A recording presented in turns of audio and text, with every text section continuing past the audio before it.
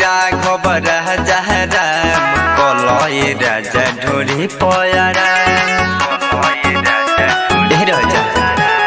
रघुपति राघव राजा राम कलय राजा ढोरी पयारा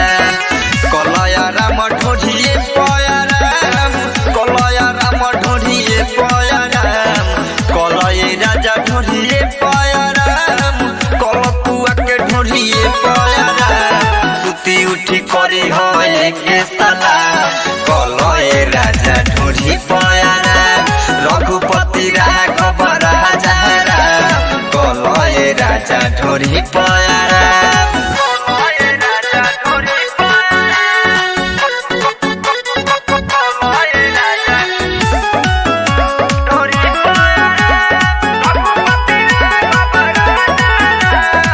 बड़ी सुकुन सुन यही पमिली खैहो बैठक यही चिकन चिली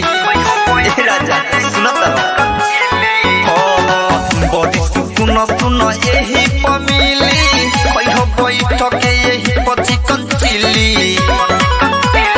चाहे सुबह होके चाहे हो शाम करी हो ये राजा ढोरी पयारा रघुपति राघव राजा राम कलय राजा ढोरी पयारा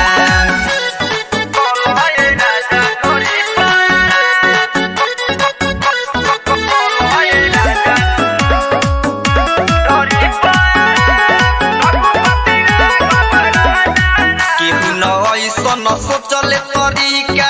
विष्णु मनीष करे वही पट्टिका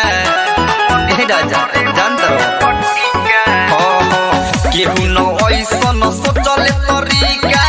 ओपारा कासराम जी करे ओ पट्टिका